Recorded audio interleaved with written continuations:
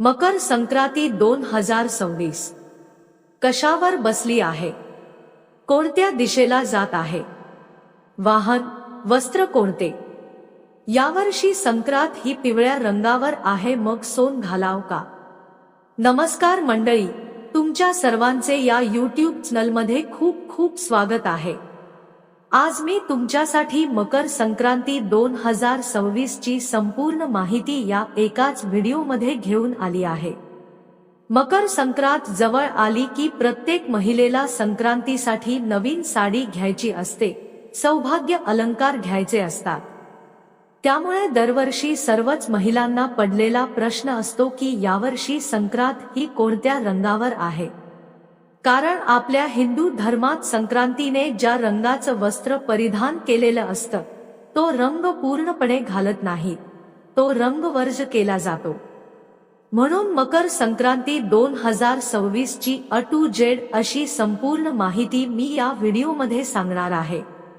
त्यामुळे व्हिडिओ संपूर्ण पहा आणि त्याआधी चॅनलला सबस्क्राइब नक्की करा, कारण या चॅनलवर नेहमी भक्तिपूर्ण आणि ज्ञानवर्धक व्हिडिओ पाहायला मिळतील।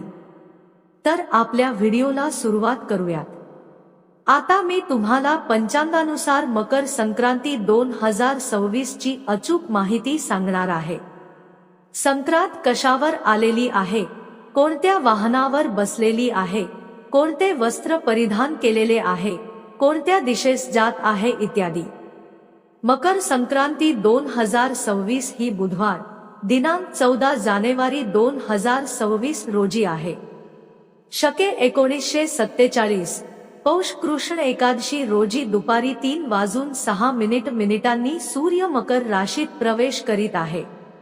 संक्रांतीचा पुण्यकाळ बुधवार 14 जानेवारी 2026 रोजी दुपारी 3:06 पासून सूर्यास्तापर्यंत आहे। सूर्याचे मकर संक्रमण बालोकरणावर होत असल्याने वाहन वाघ तर उपवाहन घोडा आहे। संक्रांतीने पिवळे वस्त्र परिधान केलेले असून हातात गदा घेतलेली आहे। केशराचा टिळा लावलेला आहे। वयाने कुमारी असून बसलेली आहे। वासासाठी जाईचे फूल घेतलेले आहे।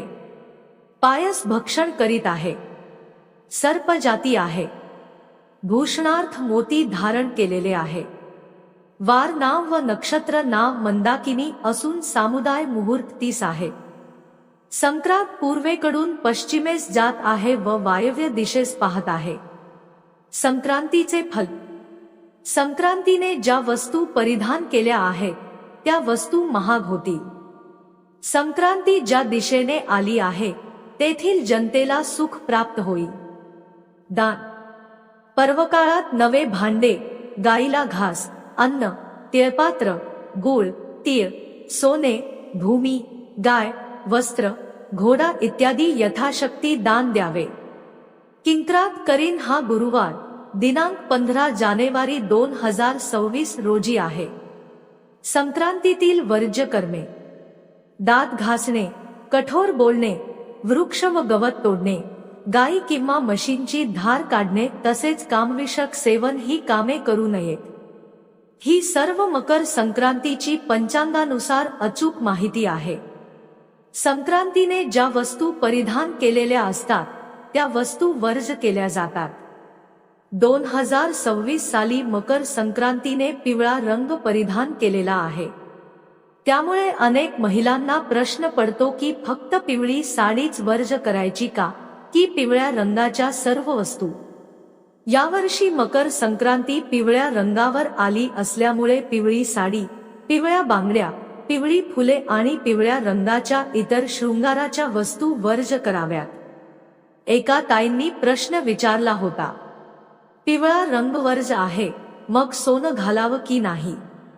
यावर माझं मत असं आहे की सोन्याचा रंग आपण पिवळा म्हणता सोनेरी रंग म्हणतो। जसं चांदीचा रंग पांढरा मानला जात नाही तसंच सोन्याचा रंग नुसता पिवळा मानला जात नाही। त्यामुळे संक्रांत पिवळ्या रंगावर आली असली तरी सोने घालू शकतो। आमच्या भागातही सर्व महिला आवर्जून संक्रांतीला सोन्याचे अलंकार घालतात। यावर्षी पुण्यकाळ दुपारी 3:06 सूर्यास्तापर्यंत राहणार आहे। तर जे आपण देवापाशी जाऊन वाण देत असतो ते वाण नेहमी या पुण्यकाळातच द्यावं। तसेच पुण्यकाळात करायचं मुख्य काम म्हणजे दानधर्म, कारण आजच्या दिवशी दानधर्माला खूप जास्त महत्त्व असतं आणि पुण्यकाळात दिलेल्या दानाचं फळ आपल्याला अनंत पटीने मिळत असतं। म्हणून संक्रांतीला तुमच्या हिशोबाने वस्त्रदान, अन्नदान आणि अशा अनेक प्रकारचे दानधर्म तुम्ही करू शकता। तसेच यावर्षीचा मकर संक्रांतीचा सण खूप आनंदाने आणि उल्हासाने साजरा करा। संक्रांत ही पिवळ्या रंगावर आल्यामुळे तुमच्या भागात सोनं वर्ज करतात की नाही हे कमेंटमध्ये नक्की सांगा। आपल्या सर्वांना मकर संक्रांतीच्या खूप खूप शुभेच्छा। माझी आजी म्हणायची की मकर संक्रांतीला शुभेच्छा नसतात, तर तिळगुळ घ्या आणि गोड गोड बोला असं म्हणायचं असतं आणि तिळगुळाचे लाडू एकमेकींना वाटले जातात। आपले सण खरंच खूप भारी आहेत, कारण संक्रांतीच्या काळात थंडी खूप वाढलेली असते आणि अशा थंडीच्या काळात शरीर आतून उष्ण राहावं म्हणून तीळ आणि गुळाचे पदार्थ खाल्ले जातात। आपल्या सणावारांमध्ये देवपूजेसोबतच शरीराची काळजी घेणाऱ्या गोष्टींचाही समावेश आहे। म्हणून आपले सर्व सणवार नेहमी आनंदाने आणि उल्हासाने साजरे करत जा। माझ्याकडून पुन्हा एकदा सर्वांना मकर संक्रांतीच्या खूप खूप शुभेच्छा। तिळगुळ घ्या आणि गोड गोड बोला। आणि तसेच हा व्हिडिओ आवडला असेल तर व्हिडिओला लाईक करायला विसरू नका। भक्तिपूर्ण आणि ज्ञानवर्धक व्हिडिओ पाहण्यासाठी माझ्या चॅनेलला सबस्क्राईब नक्की करा। धन्यवाद।